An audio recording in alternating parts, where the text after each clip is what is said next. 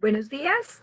Janet Luna desde Colombia. Les damos la bienvenida junto con Omar Oyarzábal y Peter Fell al webinar Escherichia coli, productora de toxina Shiga, complejidad y dificultades en realizar un análisis de riesgo para la salud. Este webinar es organizado en colaboración con la Universidad de Vermont y The Food Consortium Colombia, SAS. Antes de darle la palabra a Omar, sí queremos que tengan en cuenta algunas observaciones para el webinar. El audio se transmite a través de la computadora y por teléfono. Recuerden que este seminario está siendo grabado. Todos al final del webinar recibirán un correo con el enlace para acceder a la versión grabada una vez que se haya archivado. Esta grabación puede tomar un par de horas, pero todos recibirán este correo. Pueden enviar preguntas en cualquier momento durante la presentación del webinar. Les sugerimos que utilicen la parte que dice preguntas para poderlas disponer en un solo lugar. Por favor, no utilizar el chat para hacer las preguntas. Preferimos que las hagan a través de la ventanilla de preguntas. Las preguntas serán respondidas al final de la presentación y si el tiempo lo permite. Recuerden que muchas de las preguntas que se recibieron van a ser consideradas en la presentación. Omar, cuando quieras. Bueno, muchas gracias, Janet, y buenos días. ¿Me escuchas bien? Sí. Bueno, buenos días a todos. Voy a parar un poco la transmisión de mi computador, así le doy el comando a Peter. Peter, ¿nos escuchas? Sí, la escucho bien. Bueno, ahí te lo voy a pasar al comando y mientras voy a presentarte acá a la audiencia.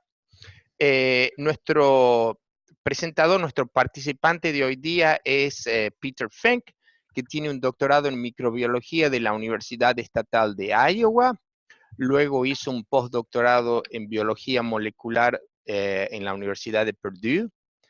Trabajó por un tiempo como gerente de programa en iGen, donde desarrolló ensayos con anticuerpos monoclonales, técnicas de ADN y marcadores químicos para detectar patógenos. Luego empezó una carrera como microbiólogo de investigación en la División de Microbiología en el Centro de Inocuidad Alimentaria y Nutrición Aplicada en la Administración de Alimentos y Medicamentos de los Estados Unidos, que es lo que conocemos como la FDA. Allí trabajó por 29 años hasta que se jubiló el año pasado y en su carrera publicó más de 130 artículos, reportes y capítulos en libros. Peter es un experto en la STEC, fue experto para la FDA, donde ayudó a investigaciones de brotes, revisó casos de violaciones con contaminación y testificó como experto en varios juicios. Es miembro de la ISO-TC, que sería parte de las normativas de ISO, que son normativas europeas. También sirve como miembro en base de datos de expertos para la Autoridad Europea de Inocuidad Alimentaria. Participó varias veces como miembro del Comité Asesor Nacional sobre Criterios Microbiológicos para Alimentos. Fue presidente del panel de expertos de la STEC para la Organización Mundial de la Salud y parte del Comité Científico Internacional que organizó un simposio sobre BTEC en el 2018. Ha tenido varios premios en su carrera y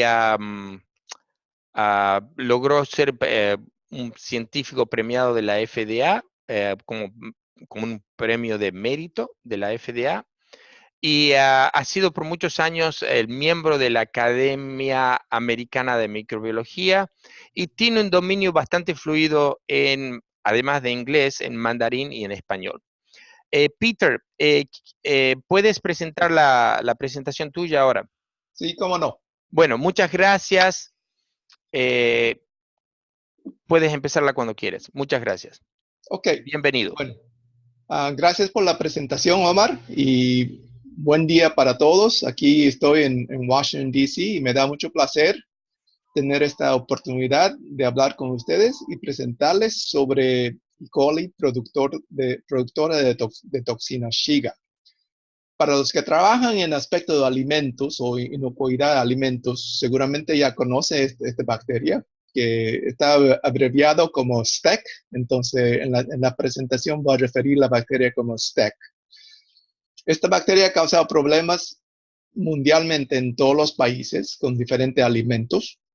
Algunos brotes fueron muy serios, muy grandes, y también ha causado problemas en aspectos de importación, exportación y en diferentes aspectos. Pero lo que mucha gente no se da cuenta que este grupo de bacterias es inmenso y tiene muchos diferentes serotipos, mucha diversidad en característicos y en patogenicidad. Entonces es muy difícil muchas veces saber si esta cepa de bacteria de verdad puede causar enfermedades serias en seres humanos. Entonces lo que quiero hacer en esta presentación es darte una idea de lo complicado es este grupo de bacterias.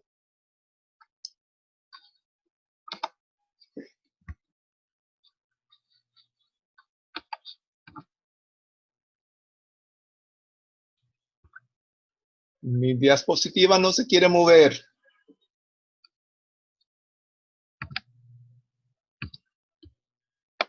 Peter, Dime. aprieta con tu cursor ahí donde estás en el medio de la pantalla y después usa los arrows. Sí, Eso, aquí va. ahí Sí, está. estaba congelado por un momento, pero ahora ya va. Ya ahora lo calentamos un poco y listo. Sí. Entonces, hay algunos términos que quiero aclarar. El STEC, por supuesto, es E. coli, productora de toxina Shiga, pero otro término que también han escuchado es E. coli enterohemorrágica. Y entonces quiero aclarar esas definiciones. La toxina Shiga, hay muchos subtipos, ¿ok? Hay un montón de diferentes subtipos y no todo afectan a los seres humanos. Porque el gen que codifica la toxina Shiga está en fagos. Los fagos se puede inducir y transferir a otras bacterias. Entonces, hay no solamente E. coli, hay muchas otras bacterias que también tienen la capacidad de producir la toxina Shiga. Por supuesto, los brotes con STEC empezó con O157H7, pero después de años, vemos que la enfermedad por STEC no solamente es O157H7, pero hay otros serotipos que también son patógenos. Los vehículos de brote empezó con carne molida, pero ahora tenemos brote con vegetales frescas, con leche, con quesos, con agua y todo eso. Y claro, las posiciones regulatorias también sigue cambiando, primero con O157H7, pero ahora también aplica a los otros serotipos del grupo. Hemos hecho bastantes estudios a ver la prevalencia de esta bacteria en diferentes alimentos y se van a dar cuenta que esta bacteria se encuentra en todos. Donde sea que hemos buscado, lo hemos encontrado. Y también, como el grupo es tan complejo, los criterios que uno usa para hacer un análisis de riesgo para la salud, eso también sigue cambiando con más conocimiento que tenemos de esta bacteria. Y también, por supuesto, las estrategias, las posiciones que diferentes grupos han propuesto para cómo hacer un análisis de riesgo con esta bacteria. Y al último, le voy a dar un ejemplo de cómo usar la técnica de bioinformática en hacer decisiones sobre riesgo para la salud con STEC. Bueno, empezamos con algunas definiciones. Primero con el STEC y el E. coli enterohemorrágica. STEC es bien fácil de definir. simplemente es un E. coli que produce la toxina Shiga, abreviado como STEC. Como les dije, el gen de toxina Shiga es codificado por fago, entonces el fago es inducible y transferible. A veces, con un proceso tan sencillo como aislamiento de la bacteria con diferentes medios, los fagos se pueden ser inducidos y desaparecen y saltan. ¿Okay? Entonces, después de aislación, te queda con una cepa que no produce toxina Shiga.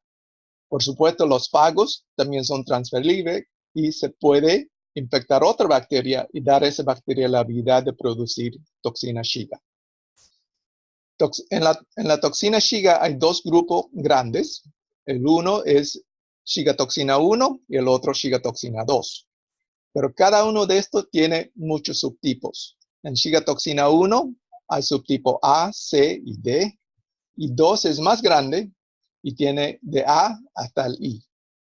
En total hay más de 12 y seguimos encontrando más subtipos de toxina Shiga. Así que hay muchas variantes de esta toxina. Y no todas estas toxinas afectan a los seres humanos. Por ejemplo, el Shiga toxina 1C se encuentra con mucha frecuencia en los STEC aislados de ovejas.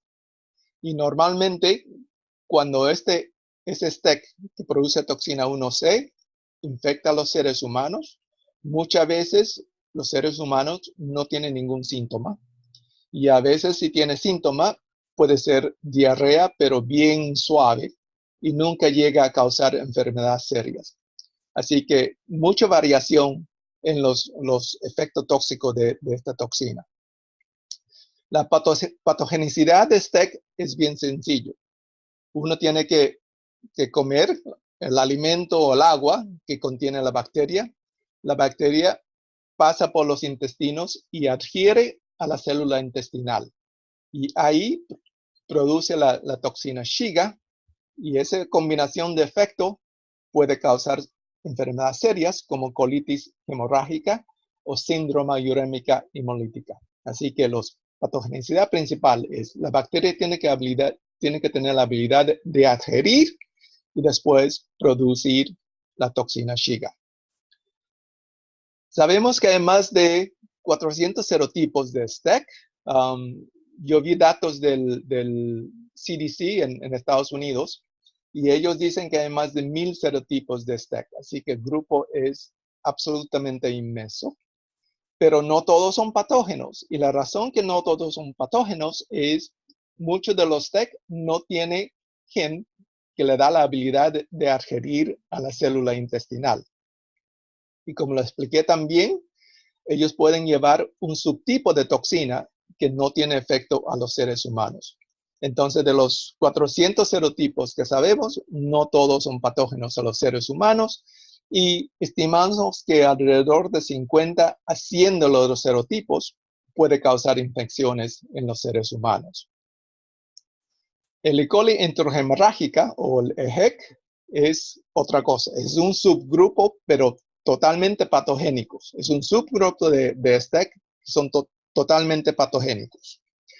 Y este grupo tiene la habilidad de adherencia. Y el factor de adherencia principal es una proteína que se llama intimin, codificado por el gen EAE. Este factor de virulencia es igualito a la que usa E. coli entropatogénica. Y hay más de 30 diferentes alelos o variantes de intimin. Y es el factor principal para adherencia a la célula intestinal. Entonces, diferente gente ha tratado de definir qué es un EHEC. Un EHEC, y vamos a ver 3 diferentes definiciones. La definición es más sencilla. Un EHEC es un STEC con EAE, la habilidad de producir proteína intimin para adherencia. Pero estas definiciones no aplican todo, porque hemos visto cepas de STEC que no tiene EAE para producir intimin, como O113H21, O91H21 y O104H4. Y todas estas cepas han causado SU. Entonces, obviamente, estas bacterias tienen otra manera de adherir a la célula intestinal aparte de entemín, porque no produce entemín. Muchos de esos todavía no sabemos cuál es el factor de adherencia que produce esta bacteria, pero sí han causado enfermedades serias. Otra definición de EHEC es un STEC que causa enfermedades serias, principalmente colitis hemorrágica y SU. Y la última definición, el EHEC es un STEC que tiene la misma característica clínica, epidemiológica y patogénica. Se pueden ver que en las últimas dos definiciones son basados con síntomas clínicas. Problema con nuestro trabajo es muchas veces aislamos STEC de alimentos o del ambiente o de agua. Sabemos que es un STEC porque lleva la gen de producir toxina Shiga, pero no sabemos, no tenemos la información de los síntomas clínicos. Entonces, después de aislación, no sabemos si esta cepa es un EHEC que puede causar enfermedades serias o es simplemente un STEC que de repente no va a causar daño a los seres humanos. Bueno, este es un diagrama del grupo de bacterias que puede producir Shiga toxina. Como les dije, el gen de Shiga toxina está en fagos y los fagos son inducibles y se puede transferir a otra bacteria. En el círculo grande tenemos el STEC y se pueden ver que hay más de 470 serotipos de STEC y un montón de diferentes subtipos de toxina, como el 1A, 1C, 1D y 2A hasta 2G. Y últimamente han encontrado 2H y 2I. Esos son nuevos subtipos del Shiga toxina 2. ¿Okay? Aquí en el círculo azul tenemos el factor EAE que produce la proteína intimin. Y es un factor de virulencia compartido entre EHEC y E. coli entropatogénica. Más de 30 diferentes alelos o subtipos. Y aquí en el círculo de EHEC tenemos O157H7. ¿Okay? Que es un patógeno conocido por todo el mundo. Como les mencioné, también hay cepas de EHEC que no tiene EAE, no produce intimin, pero sin embargo ha causado enfermedades serias, entonces son EHECs. Por otro lado, tenemos mucho, como los fagos son transferibles, hemos visto muchos diferentes bacterias entéricos y otros que tenían la habilidad de producir toxina Shiga. Hemos visto casos de E. coli o Enterobacter cloaca, Citrobacter frundii, diferentes especies de Shigella. Originalmente era solamente Shigella dysenteria que tenía la habilidad de producir toxina Shiga, pero en los últimos años hemos visto cepas de Shigella sonii, Shigella flexneri, y todo eso tenía habilidad de producir toxina Shiga y han causado infecciones. También he leído publicaciones donde cepas de Acinetobacter aeromonas han producido toxina Shiga. Los E. coli enterotoxigénicas, que también es un patógeno, y aparte de los toxinas que causan la enfermedad, estas cepas también producen toxina Shiga. Entonces es un patógeno que tiene factores de virulencia de dos diferentes grupos de E. coli. Por supuesto, aquí tenemos XPEC, que son E. coli, lo que se llama patógenos extraintestinales, que también puede producir toxina Shiga. Y por supuesto, el E. coli enteroagregativa, como el O104H4, que causó grande brote en Alemania hace como 6 años. Así que se puede ver que el grupo es inmenso. Entonces, este fago que produce toxina Shiga, ¿de dónde viene? Bueno, varios estudios han mostrado que en la agua negra hay una alta cantidad de fagos que lleva la toxina Shiga y de repente de ahí están infectando a las otras bacterias. Bueno, vamos a ver las primeras infecciones de STEC. ¿Okay? El STEC O157H7 fue reconocido en 1982 y causó un brote en Estados Unidos con carne molida. Después, en varios años, se pueden ver que causó brotes en Canadá, en Estados Unidos, y casi todo fue con carne molida. Okay. Entonces, esto dio la impresión que esta enfermedad es solamente con carnes y la cepa que causa esta enfermedad es solamente O157H7. Y dio la impresión que gente ha escrito publicaciones, artículos, diciendo si este O157H7 es una enfermedad solamente de hamburguesas o de repente es un patógeno ambiental que existe en otras partes. Okay. Bueno, ahora sabemos que la cosa es mucho más complicado porque en los años que siguen hemos visto muchos otros brotes, no solamente con O157H7, pero con todos estos otros diferentes serotipos de STEC. Y ha causado, aparte de carne molida, han causado infecciones con leche, ensalada, agua, jugos, guardería. Entonces, la transmisión puede ser de humano a humano. Si tiene una persona que lleva STEC y tiene síntomas, y si maneja o está preparando comida o tocando otra persona, puede transmitir la bacteria a la otra persona simplemente por contacto.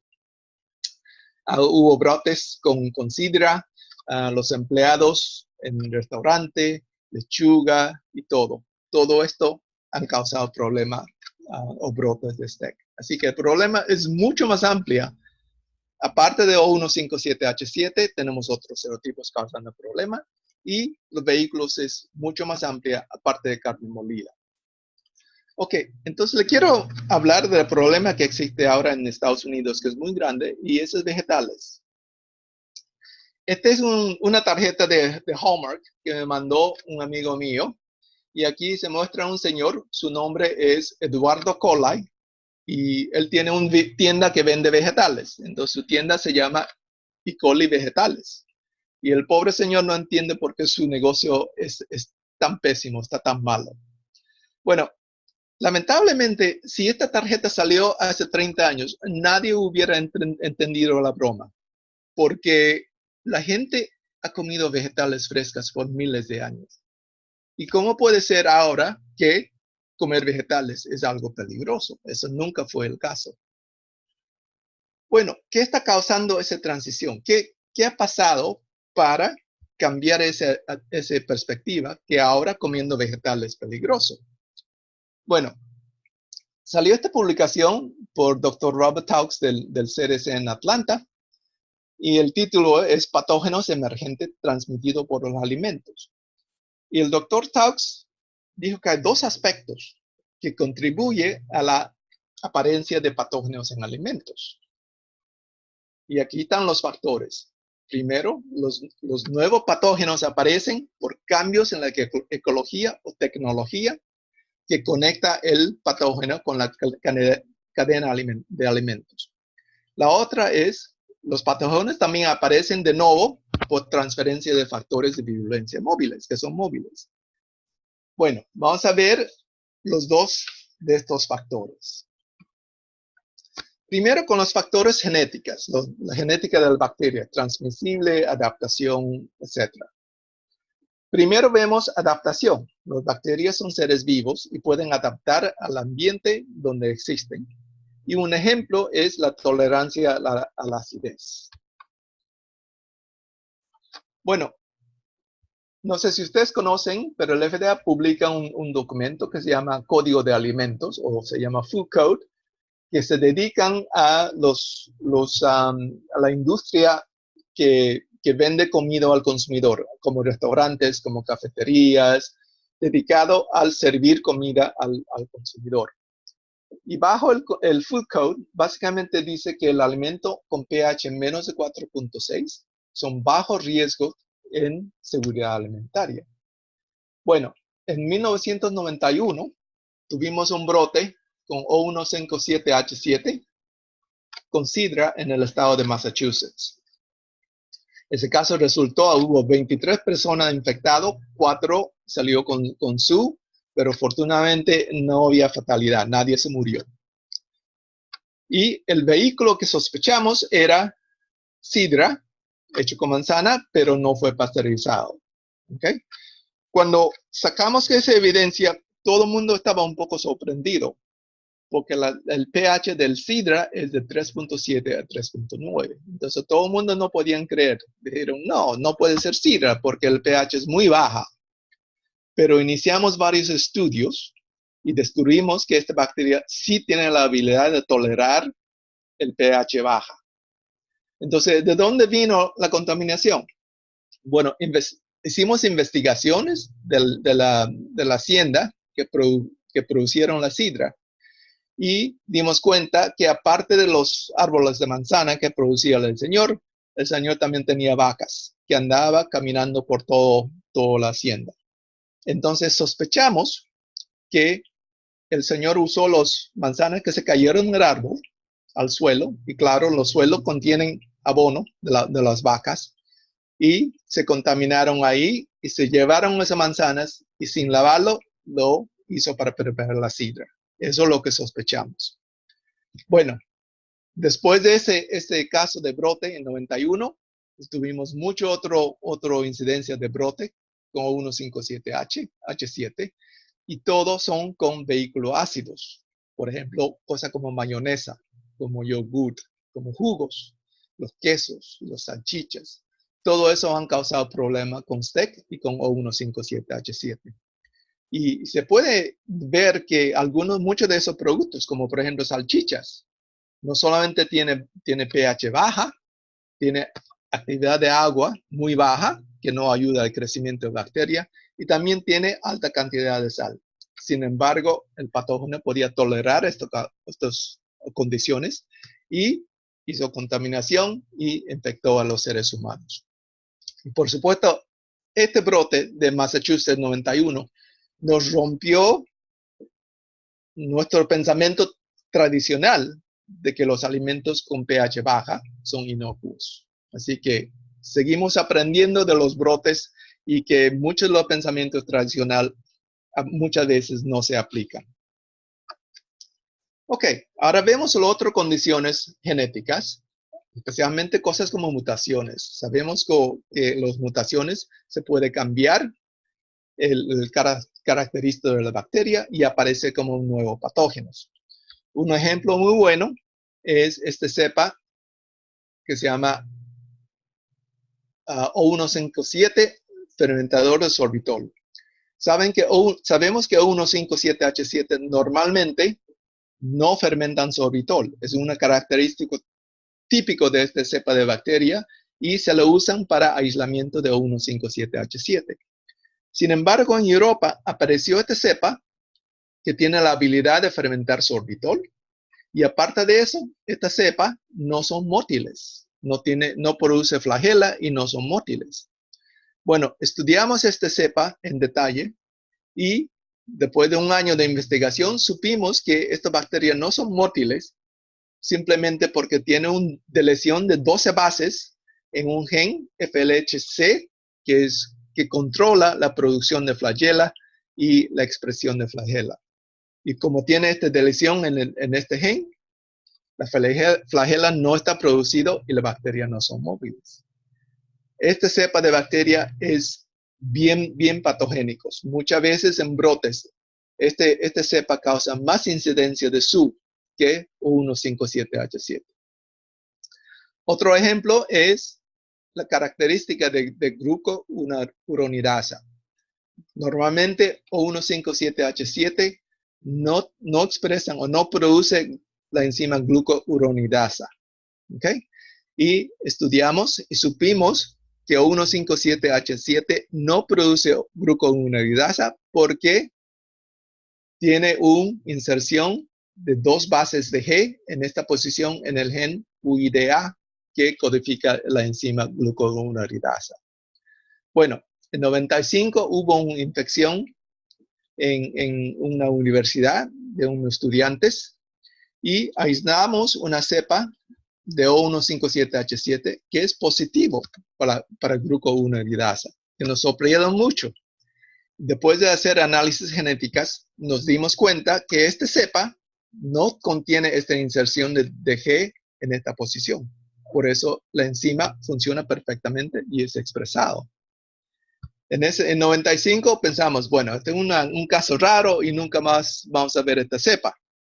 Bueno, nos sorprendimos porque el siguiente año, 96, hubo un brote bastante grande en Japón, en Hokkaido, y infectó más de 100 personas, y todo eran esta cepa de 157H7, que es positivo para glucuronidasa. Así que las mutaciones siempre pueden cambiar y aparecen nuevos patógenos con nuevas características.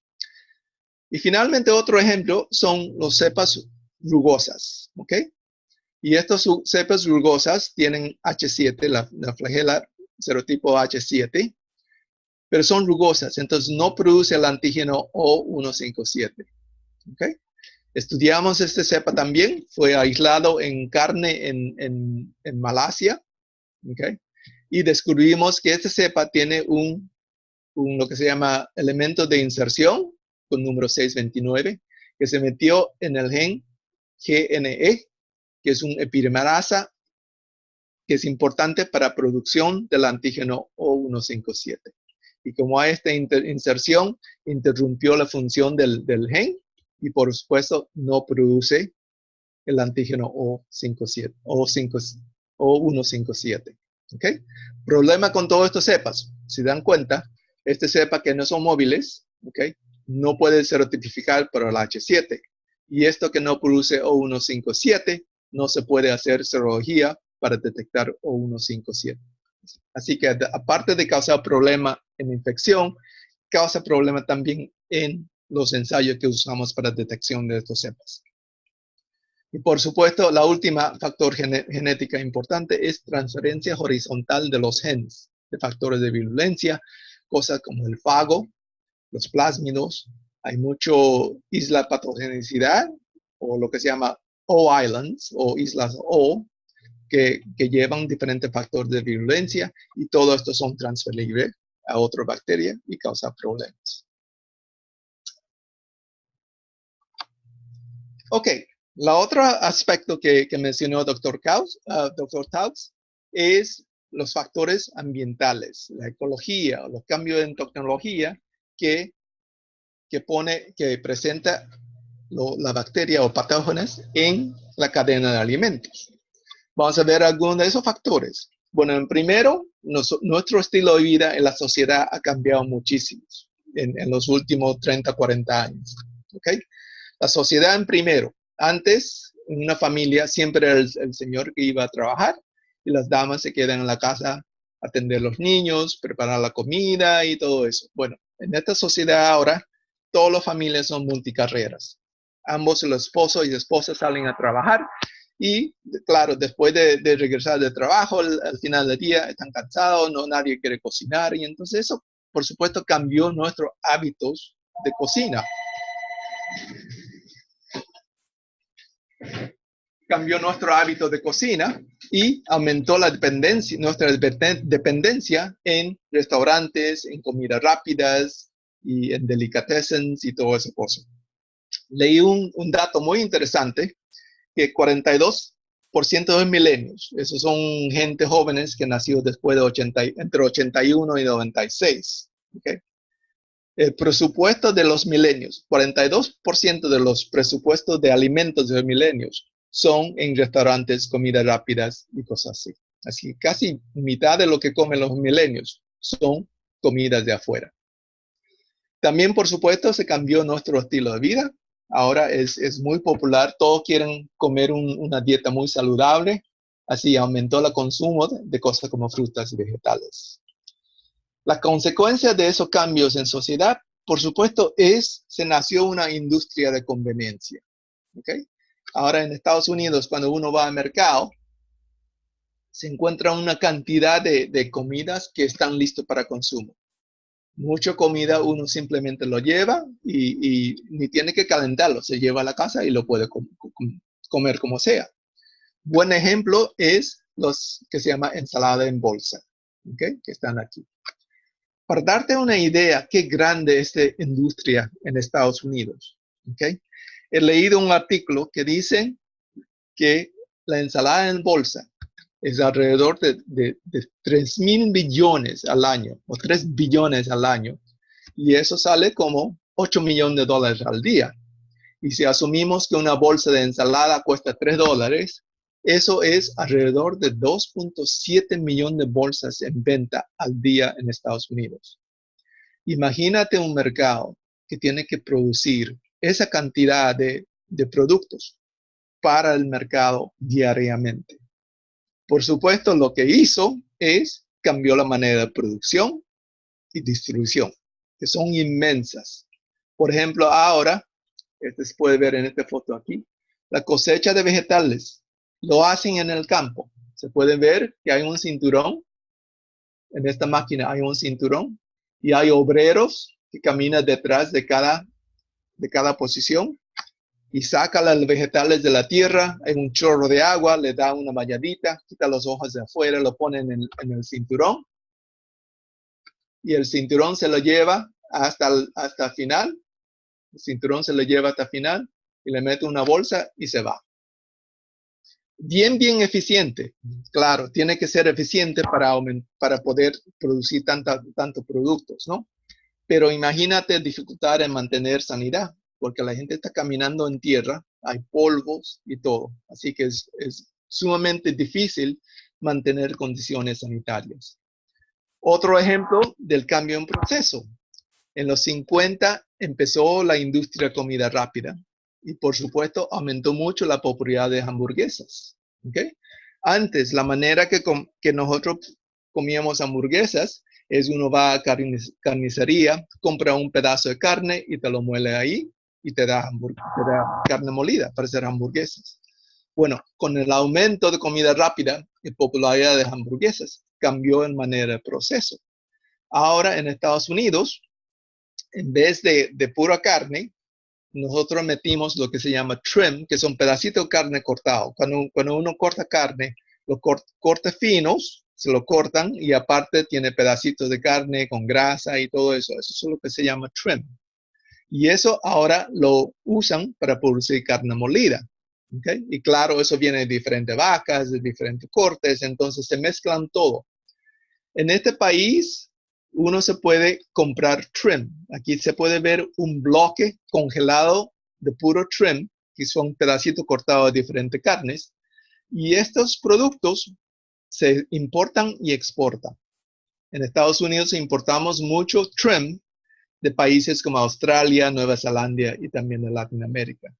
Y cuando estos bloques lleguen a Estados Unidos, les descongelan y sacan diferentes porciones y lo mezclan con carne para producir carne molida. Así que imagínate, estos trends vienen de, no sé, de miles de diferentes vacas, vienen de diferentes países. Y entonces, si hay una contaminación, todo está contaminado y cuando le mete a hacer carne molida, la carne molida sale contaminada. De nuevo, el proceso es efectivo, pero muy difícil en mantener condiciones de sanidad. Bueno, quiero regresar al tema de vegetales, porque ese es un problema que tenemos aquí en Estados Unidos. Y hemos hecho varios estudios con la calidad microbiológica de verduras frescas. Y estos son varios estudios también publicados en Estados Unidos y en diferentes países del mundo. ¿Ok? Y los muestra que han analizado. Se puede ver que los vegetales, el contagio total de bacterias típicamente varían de 10.000 a de repente 10 millones por gramo. Así que tiene alta cantidad de bacterias en estos productos. ¿Okay? Los otros estudios en otros países es consistente. Aquí hay de 1.000 hasta 10 millones. Este es un estudio de vegetales en el campo. Estos son ensaladas de bolsas. Nosotros hicimos un estudio en 2008 cuando analizamos 100 bolsas. Simplemente fuimos al automercado y compramos las bolsas, las llevamos al laboratorio, hicimos análisis. Promedio era 10 millones por gramo, contagio total. Así que tiene un montón de bacterias. Los coliformes en esta muestra muchas veces eran más de 10.000, el 55% de las bolsas. La presencia de E. coli también existe en estos productos. Aquí tenemos dos estudios de Inglaterra, donde analizaron 3.000 bolsas de productos orgánicos y 3.800 bolsas que no son orgánicos. Disculpe. Y se puede ver que E. coli existe contagian más de 100 por gramo en 0.5% de los productos. ¿Okay? Pero también hay excepciones. Este estudio que salió en Brasil, analizaron 133 bolsas de ensalada y el nivel de coliformes fecal era de más de 100 por gramo en 73% de las muestras. Así que algunos productos, de repente por condiciones de proceso, puede contener coliformes fecal en alta cantidad. Nosotros analizamos en el mismo 100 bolsas en 2008, encontramos E. coli en 16% de las bolsas, pero todos eran menos de 10 gramos, 10 E. coli por gramo. Y en 2012 analizamos otros 100 bolsas y no detectamos ningún E. coli. Así que, por lo menos de estos datos, podemos sospechar o pensar que E. coli no se existe mucho en vegetales en los Estados Unidos. Ahora, varios países tienen un límite para indicadores en alimentos. Por ejemplo, en Inglaterra, para alimentos listos para consumo, lo que se llama ready to eat foods, menos de 20 E. coli por gramo pasa sin problema. Si es 20 a 100, es marginal o alrededor de ahí, pero si tiene más de 100 E. coli, el producto es rechazado. ¿Okay? Así que más de 100 E. coli no es permitido en alimentos listos para consumo. En Estados Unidos no tenemos ningún límite de indicadores en verduras frescas. Hemos tratado de imponer límites, pero la industria se quejó y no logramos hacerlo. Bueno, aparte de indicadores, también sabemos que hay patógenos en alimentos. Y uno de los programas de análisis más grande que hicieron es este programa del Departamento de Agricultura, o USDA, que se llama Programa de Datos Microbiológicos. Y lo que hizo este programa es una vigilancia de vegetales. Hicieron análisis de más de 10,000 a 15,000 muestras al año. Y lo analizaron por Salmonella O157H7, STEC y también E. coli enterotoxigénica. Yo trabajé como asesor de este grupo por como 6 años.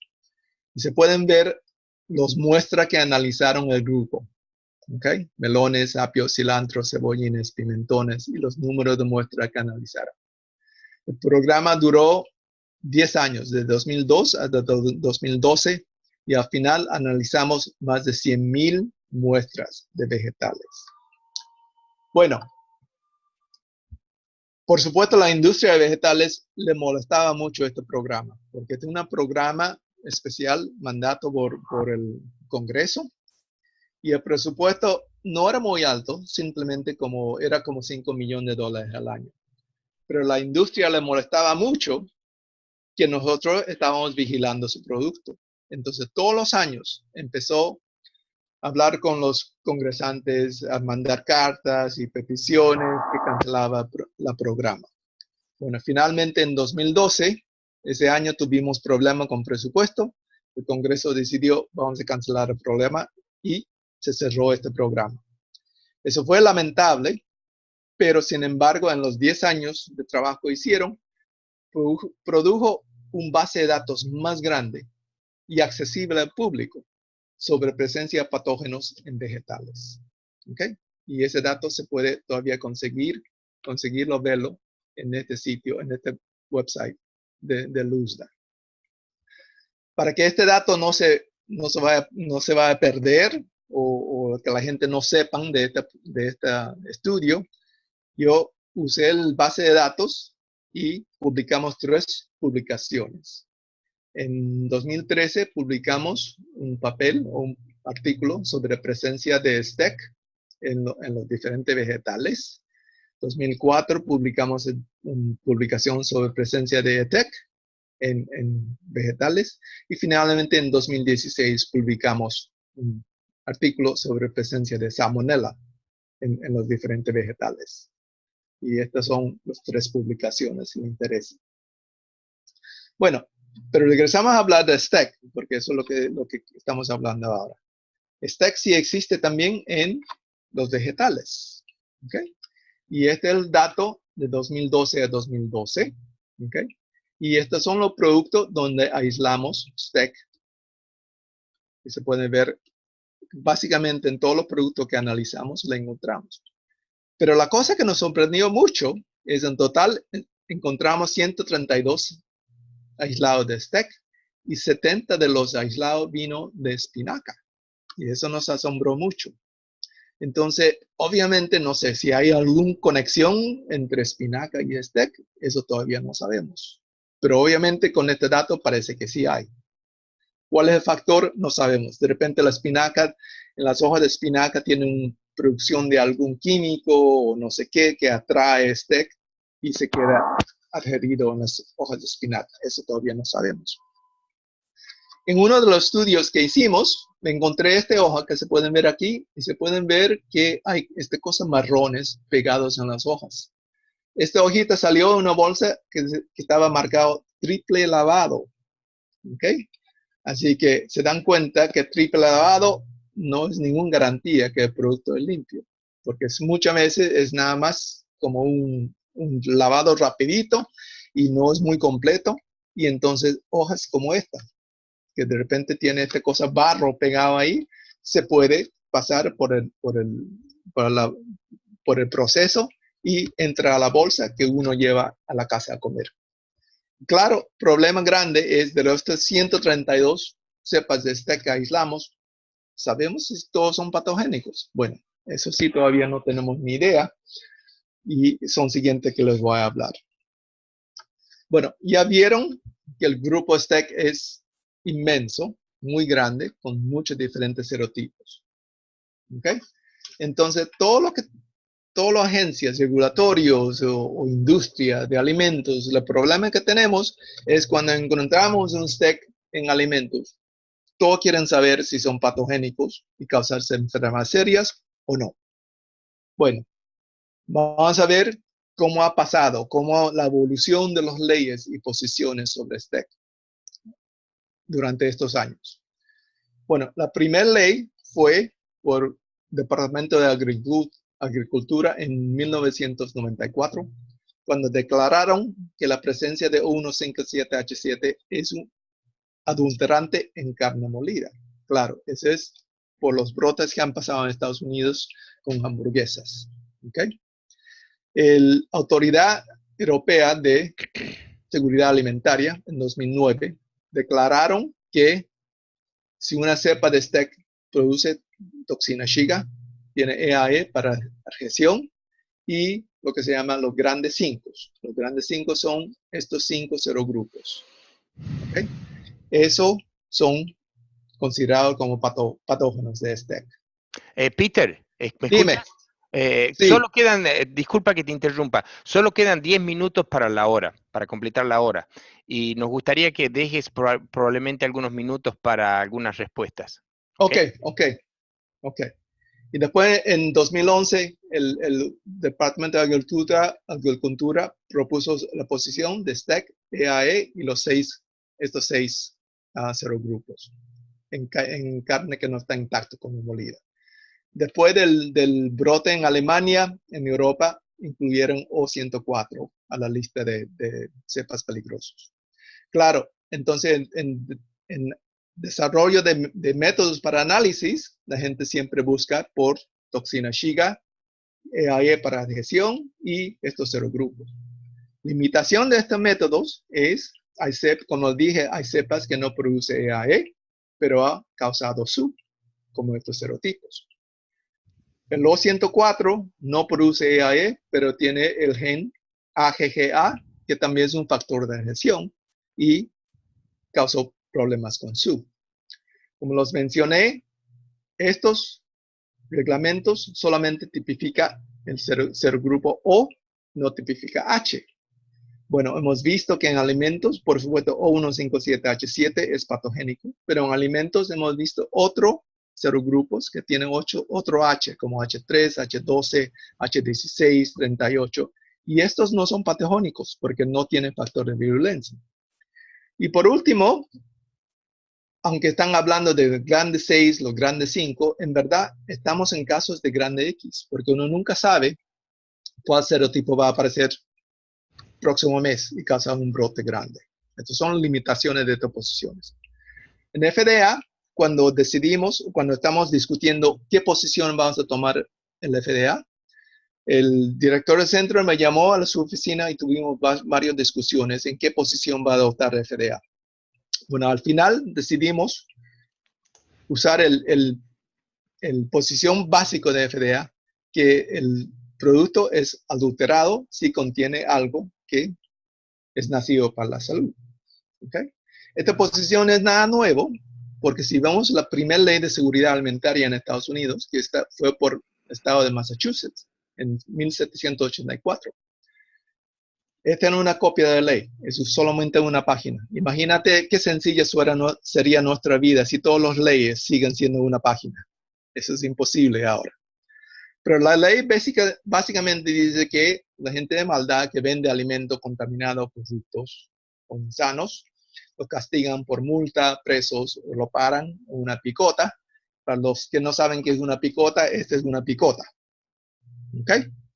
Entonces, basado con la posición principal del FDA, decidimos que la presencia de STEC patogénico en alimentos es riesgo para la salud. Gran problema es cómo definir o cómo decidir cuál es patogénico, cuál es no. Ok, vamos a ver prevalencia de los serotipos de STEC en vegetales. Aquí tenemos una lista de los diferentes vegetales que hemos analizado. Y mira todos los diferentes serotipos de STEC que hemos encontrado en todos estos diferentes vegetales. También hay un producto en Estados Unidos que se llama microgreen, que es más chiquito que los brotes de trébol. Y la gente se lo come en ensaladas y toda esa cosa. Y también en esos productos hemos analizado y hemos encontrado diferentes serotipos de STEC. ¿Okay? Otro ejemplo, estos son más vegetales. Cilantro, tomates, cebolletas, lechuga, espinaca, por supuesto. Hemos encontrado un montón de diferentes serotipos de STEC y varios de esos serotipos, como pueden ver, son cepas que son consideradas patogénicas.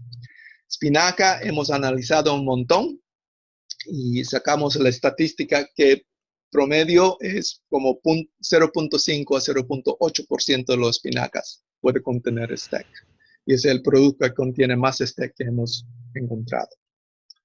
Otros alimentos que hemos analizado, queso de cabra, Roquefort, camarones congelados importados de Asia, mantequilla de soya, que ha causado un brote hace como 2 años con 1,57H7, alimentos para animales que son importados o producidos aquí, y al final harina.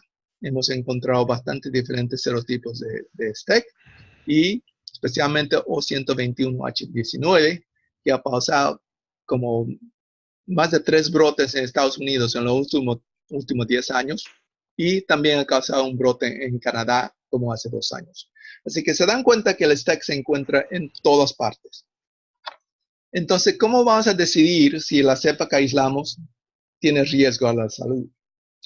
Bueno, vemos los factores de riesgo. Sabemos que un STEC que produce cigatoxina, pero sin factor de adherencia, no es suficiente para causar colitis hemorrágica o SUB. ¿Okay? También sabemos que toxina 2, junto con el factor de adherencia como EAE o LIGAR, es buena predicción de que esa cepa va a causar enfermedades serias. Esos son factores que ya sabemos. Sabemos que los subtipos de cigatoxina que están implicados en infecciones serias son los siguientes, el 1A, 2A, 2B y 2D. También sabemos que algunos serotipos se encuentran más frecuentes en infecciones serias. Esos son datos que sabemos. Entonces, es importante saber si los cepas tienen factor de adherencia, el subtipo de toxina y el serotipo del bacterio. Factores desconocidos, esos son los factores humanos, las variaciones en genética y susceptibilidad de los seres humanos. Un buen ejemplo, este caso pasó en el país Finlandia. Encontraron este serotipo de STEC que producía toxina 1C sin EAE. ¿Okay? Sin embargo, esta cepa la encontraron en la heces de los 5 miembros de familia. Y los padres o hijos mayores no tenían ningún síntoma. Como les dije, el 1C muchas veces infecciones no tiene síntomas. Y los hijos mayores padres no tienen síntomas. Pero al bebé de 2 años le salió colitis hemorrágica y con SUB. Eso muestra la susceptibilidad de diferentes poblaciones. A alguna gente no le pasa nada, a alguna gente le salen infecciones. Entonces, con este ejemplo, podemos decir que todos los STEC tienen riesgos, ¿no? De repente no para la población general, para la gente sanos no tiene riesgos, pero puede afectar a gentes que tienen susceptibilidad, como este bebé de 2 años. Entonces, en vez de usar términos como este, que son patógenos o no son patógenos, de repente deberíamos usar términos como este de bajo riesgo o de alto riesgo, porque parece que todos los STEC tienen algún riesgo. En nuestro trabajo de tratar de evitar infecciones, para asegurar que un STEC está libre de riesgo es totalmente imposible. Entonces, lo máximo que podemos hacer es reducir el riesgo serios a la población general. Eso creo que es lo máximo que podemos hacer. Bueno, propuesta estratégica. ¿Okay? Estas son dos diferentes posiciones que propuso diferentes organizaciones. La primera es el Comité Consultivo Nacional de Microbiología, que decidieron que la prioridad de STEC primero es toxina 2A con factores de adhesión agar o con EAE. ¿Okay?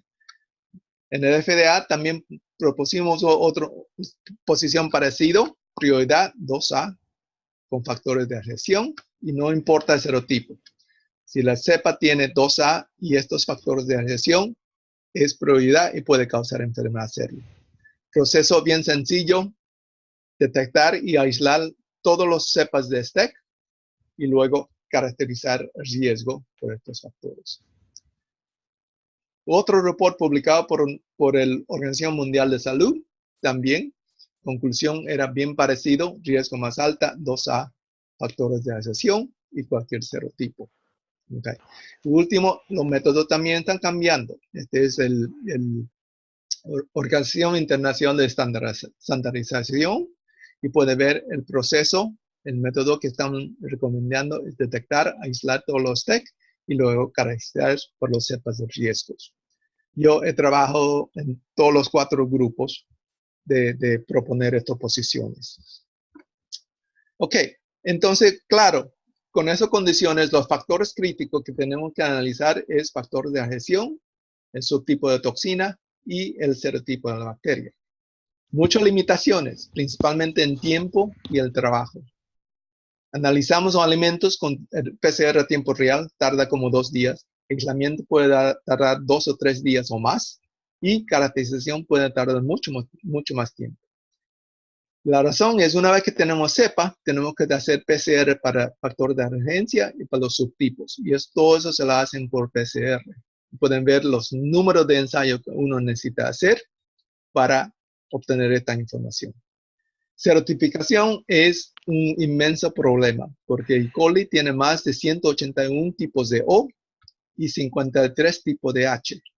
Y por supuesto, no hay mucho laboratorio que puede hacer la serología, entonces yo tengo que mandar las cepas en un laboratorio de referencia, que me cobraba como $30 por la cepa, y el proceso se tardaba como 1 o 2 semanas.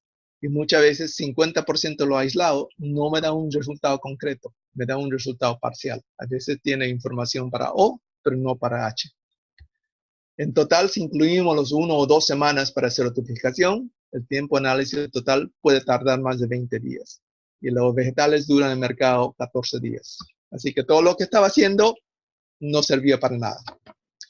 Bueno, últimamente hemos empezado a usar otra técnica, principalmente un instrumento que se llama microarray o secuencia de genoma en total. ¿Okay? Microarray, como muestra aquí, es foto de microarray. Y cada de estos puntos contiene 40,000 genes de E. coli. Así que el ensayo es 40,000 genes de E. coli. Y contiene todos los diferentes subtipos de toxina, los alelos de EAE, los factores de virulencia, y también puede identificar 153 de los tipos O y todos los 53 tipos de H. Todo esto se lo hace en un ensayo en 2 o 3 días después del aislamiento. Por supuesto, ahora es secuencia de genoma completa y todos los laboratorios de FDA tienen capacidad de hacer secuencia genética completa.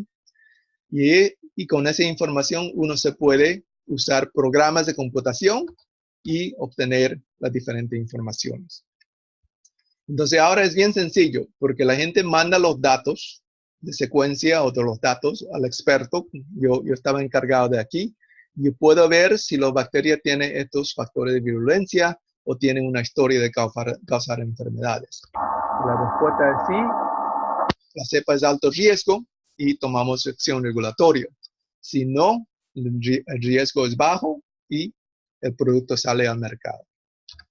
Estos son ejemplos cómo usamos el array y también secuencia genoma en aplicación regulatoria. Por ejemplo, se puede ver, este es un queso de cabra, tiene toxina 1, tiene EAE.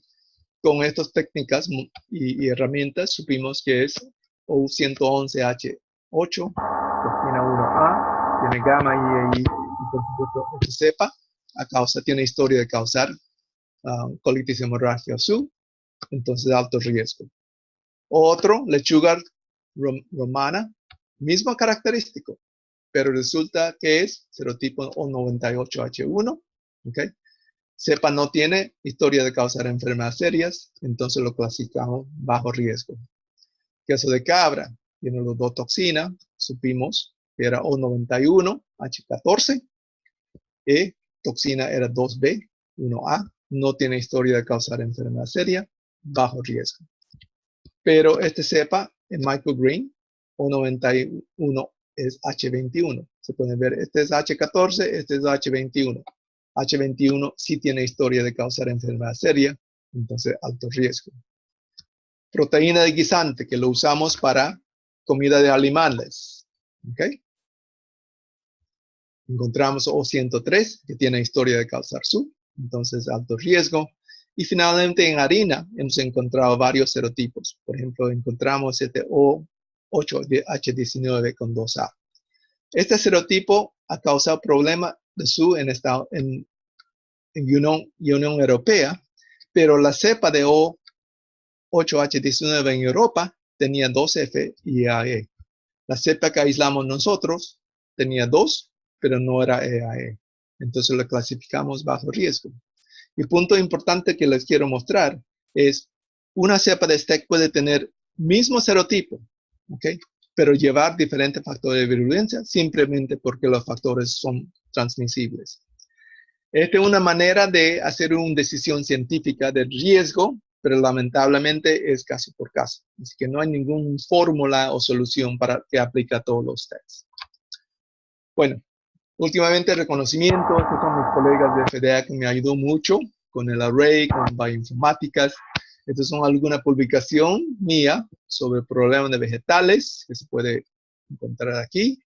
Y otra publicación en el uso de microarray para caracterizar el riesgo de alimentos. Y últimamente es un reporte publicado por la Academia Americana de Microbiología, que es un reporte bien sencillo, como de 8 o 10 páginas. Y está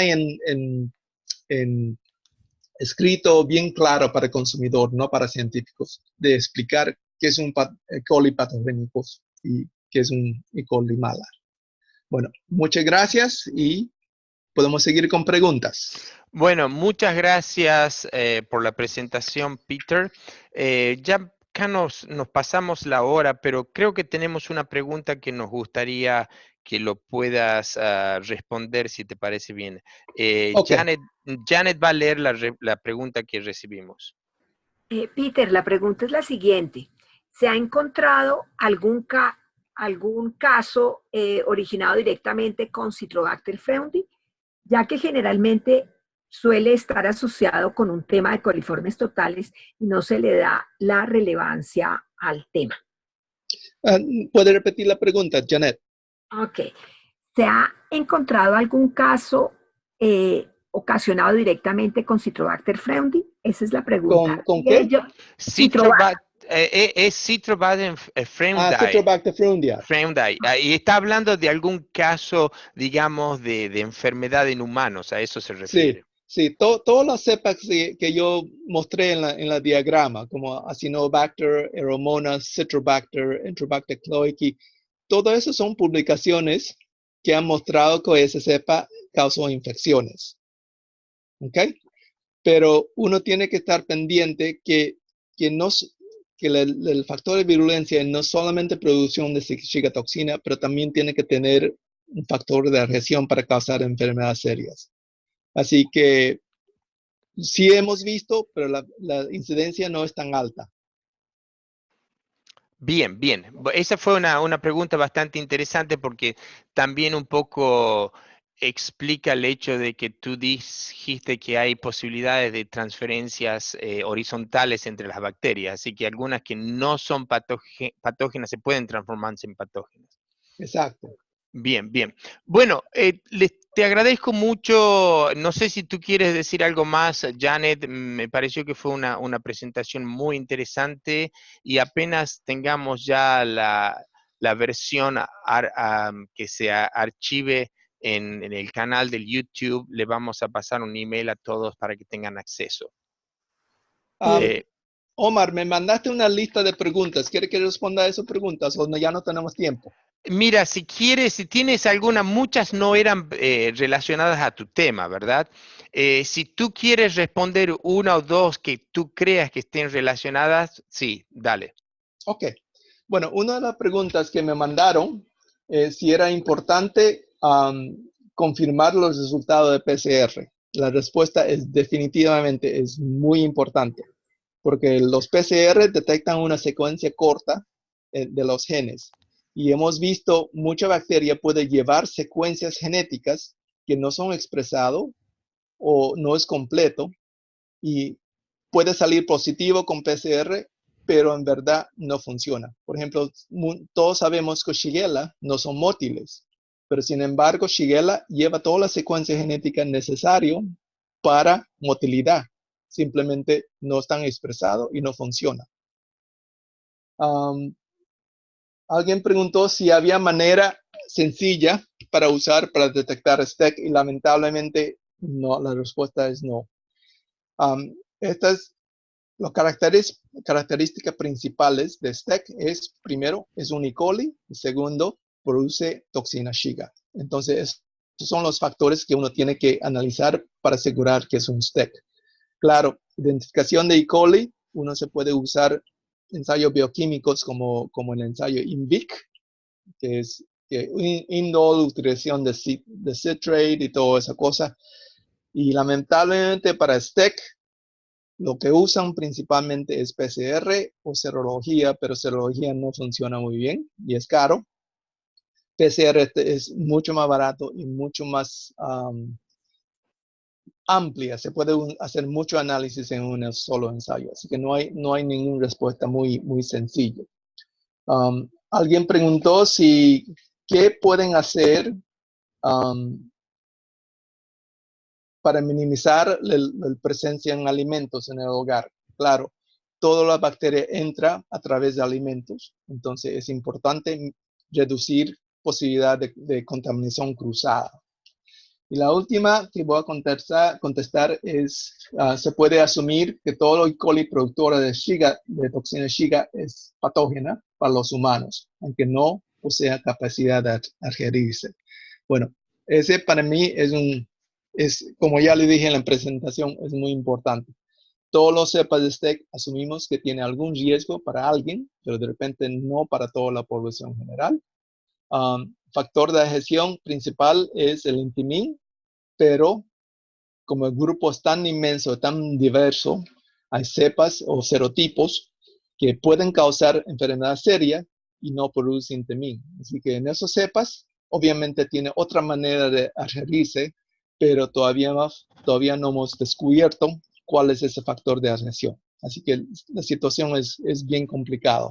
Bueno, muchas gracias por responder esas preguntas. Me parece que fueron bastante apropiadas. Te agradezco de nuevo por la presentación, Peter.